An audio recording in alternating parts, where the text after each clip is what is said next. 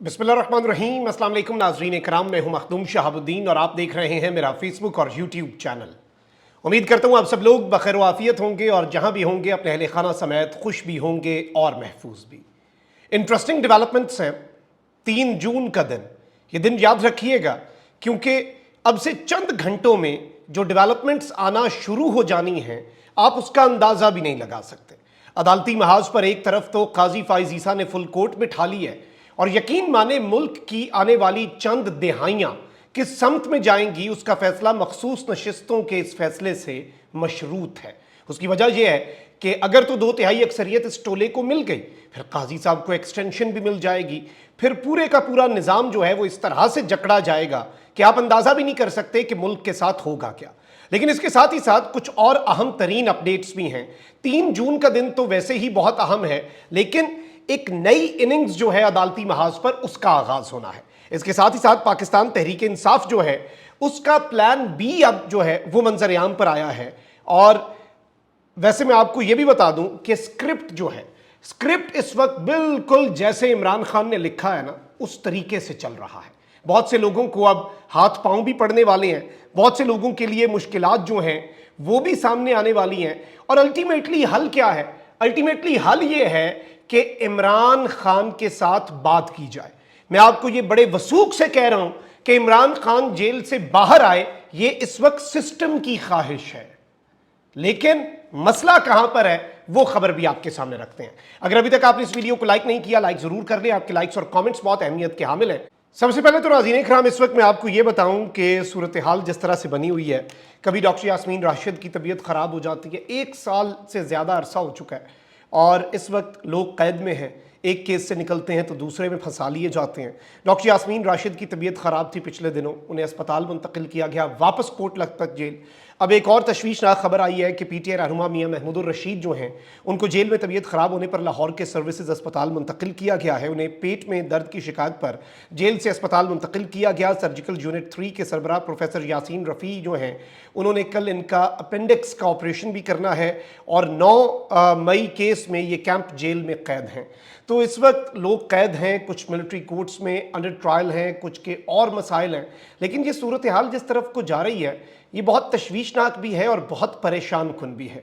और जारी बात है पाकिस्तान तहरीक इंसाफ वैसे ही एक ऑफेंसिव मूड में है और उस पर तो हम बात करेंगे।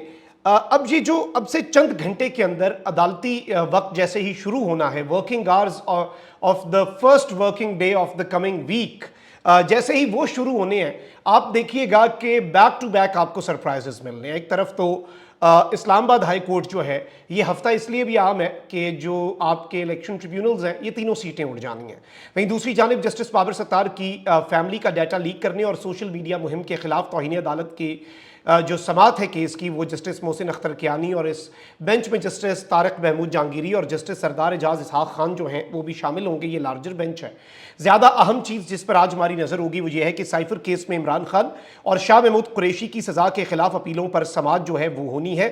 और अगर बरोज़ सोमवार आज यानी कि दलाइल मुकम्मल हो जाते हैं तो फैसला महफूज होने का इम्कान है।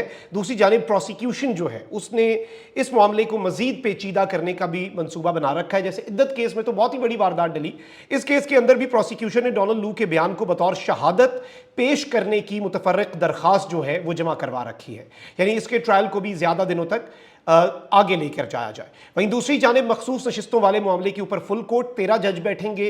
14 टोटल जज हैं सुप्रीम कोर्ट के। जस्टिस मुसरत अली का दिल का ऑपरेशन हुआ, उसके बाद जाहिर बात है वो उनकी तबीयत ठीक नहीं है, अल्लाह ताला उन्हें सेहत कामिला अजला अता फरमाए, तो वो इसमें बेंच में नहीं बैठेंगी। लेकिन मैं आपको ये बता दूं कि रात गए पाकिस्तान तहरीक इंसाफ के तर्जुमान जो हैं रऊफ़ हसन, उन्होंने कहा कि हम समझते हैं कि काजी फाइज ईसा जब से चीफ जस्टिस बने हैं हमें इंसाफ नहीं मिल रहा। इन्होंने कहा कि इंसाफ पहले भी नहीं मिलता था लेकिन अब तो हमारी पटिशन्स जो हैं वो देखी भी नहीं जाती। कोर कमेटी ने कहा कि काजी फाइज ईसा जो हैं वो हमारे केसेस में ना बैठें। चीफ जस्टिस काजी फाइज ईसा को खुद हमारे केसेस से अलग हो जाना चाहिए था। समझते हैं कि जजेस का किसी वजह से बेंचेस से अलग होना अच्छी रिवायत नहीं है, लेकिन बदकिस्मती से जिस तरह के फैसले आ रहे हैं उसमें जानिबदारी की बू आ रही है।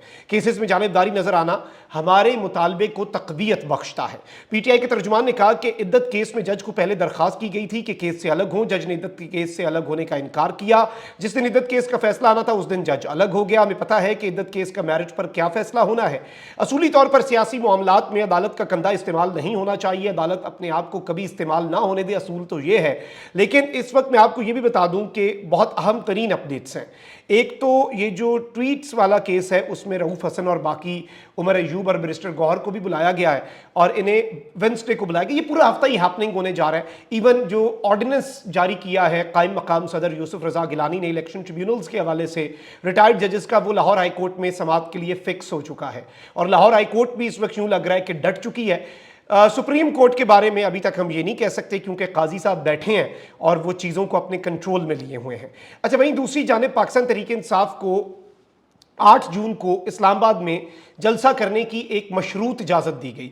बड़ी अच्छी बात थी कि अगर आप 8 जून को जलसे की इजाज़त देते परेड ग्राउंड में, जलसे की इजाज़त देते F9 पार्क में, अब इस्लामाबाद से बाहर इन्होंने बेसिकली रवात का जो मकाम है वो पाकिस्तान तहरीक इंसाफ को अलॉट कर दिया। वो भी किस चीज़ की वजह से? वो इसलिए अलॉट कर दिया इन्होंने कि जी अदालत के अंदर ये केस था और अदालत में कोई तो जवाब देना था, तो उन्होंने कहा इससे पहले अदालत कहे कि इन्हें परेड ग्राउंड में जलसा करो, खुद ही कह देते हैं कि हमने इजाज़त दे दी है। अब इजाज़त ऐसी इन्होंने दी कि 39 मुख्तलिफ शराइत लगा दी। अच्छा, फिर हुकूमती रुकन है, वज़ीर आज़म के तर्जुमान है बैरिस्टर अकील, उन्होंने कहा कि जी हमें खबर मिली है कि इन्होंने इस जलसे के अंदर डॉक्यूमेंट्री चलानी है, वही जो इमरान खान साहब ने कही है और जो इमरान खान साहब ने शेयर की थी जनरल याहिया वाली से कूते ढाका वाली, इसलिए हम ये जलसा नहीं होने देंगे। यानी एक तरफ इजाज़त दे रहे हैं, यानी ये मज़ाहमत का मुकम्मल तौर पे प्लान रखे हुए हैं। लेकिन पाकिस्तान तहरीक इंसाफ के हवाले से ये भी मैं आपको बता दूं कि इन्होंने इस्लामाबाद में 8 जून को जो जलसा ना करने का फैसला कर लिया, प्लान बी की तरफ आ गए हैं। लेकिन इसका यह मतलब नहीं है कि जलसा नहीं होगा। पीटीआई जिला इंतजामिया का रबात में जलसा करने का इजाजतनामा चैलेंज करेगी। इंतजामिया F9 पार्क, परेड ग्राउंड या तरनौल के मकाम पर जलसे की इजाजत दे, यह पीटीआई का मौक़िफ़ है। लेकिन रबात इन्होंने दिया और पाकिस्तान तहरीक इंसाफ उससे भी बड़ा सरप्राइज देने जा रही है और वो सरप्राइज है सवात का। खैबर पख्तूनख्वा का माहौल, टेम्परेचर आपको पता है। सवात में फिर मुराद सईद का इलाका है, ये भी आपको पता है। मुराद सईद साहब जो हैं केपी में पीटीआई की गवर्नमेंट आ चुकी है। मुराद सईद साहब ऑलरेडी एक ट्वीट कल कर चुके हैं। उन्होंने कहा है कि जी अब मैं भी मंजर आम पर आऊंगा और अब वक्त आ गया है कि मंजर आम पर आया जाए।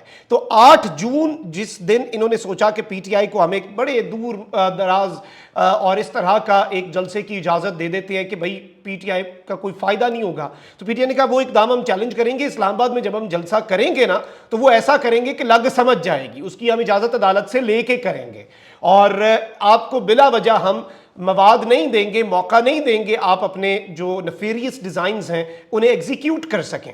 तो पाकिस्तान तहरीक इंसाफ 8 जून को जलसा लेकर चली गई है सवात में। सवात, इमरान खान साहब ने कहा है कि जी जून जुलाई में इनकलाब आना है, लोगों ने बाहर निकलना है, एजेके वाले और जीबी वाले हालातों ने है और इस इनकलाब का आगाज खान साहब के बकौल खैबर पख्तूनख्वा से होना है।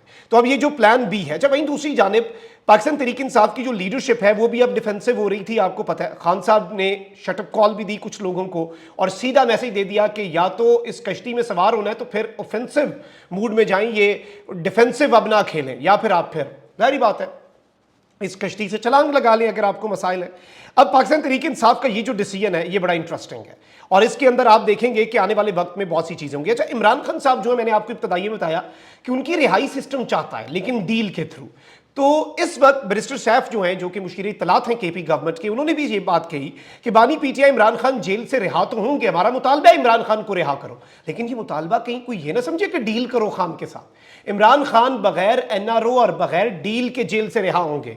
और इस सब के अंदर मैं आपको ये बता दूं कि इन्होंने ये जो स्टेटमेंट दी है और इवन फैसल करीम कुंडी के वाले से इन्होंने कहा कि उनके मुंह से एनआरओ की बातें मुनासिब नहीं लगती। इमरान खान जो है वो बगैर एनआरओ के ही बाहर आएंगे और इमरान खान जिस तरीके से बाहर आएंगे वो सब देखेंगे भी और पूरा मुल्क जो है वो उसे विटनेस करेगा।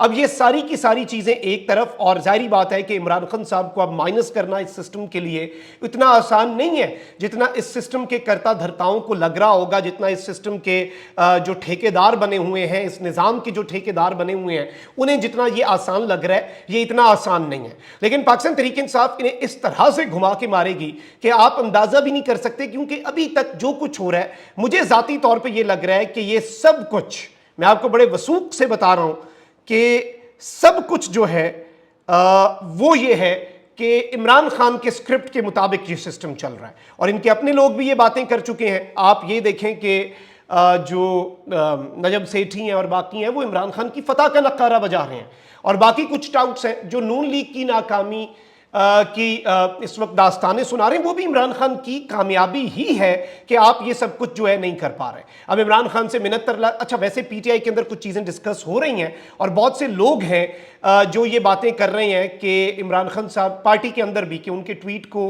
उसके ऊपर जाहिर बात है डिबेटेबल है और उस पर डिबेट अच्छी हो सकती है, सैर हासिल हो सकती है, लेकिन मैं आपको ये बता दूं कि बहुत से लोग ये बात कर रहे हैं कि उस ट्वीट को अपडेट कर दीजिए। वो मुझे नहीं लगता खान साहब उस मामले के ऊपर आएंगे, और सोशल मीडिया टीम जो है वो इमरान खान साहब ने कह दिया हुआ है कि मेरी ताकत है, मेरी कुव्वत है, और वो भी अब मुकम्मल तौर पे इमरान खान साहब जो हैं वो ऑफेंसिव अब जाने वाले हैं। और आइंदा आने वाले दिनों में आप मजीद चीज़ें देखेंगे। इस हुकूमत के लिए मुश्किलात जो हैं वो बिलाशुबा बढ़ती नजर आ रही हैं, but the next 36 hours why have said that कि ये इंपॉर्टेंट होंगे, क्योंकि अगले 1-1.5 दिन के अंदर ना अदलिया की पोजीशन वाज़ेह हो जाएगी।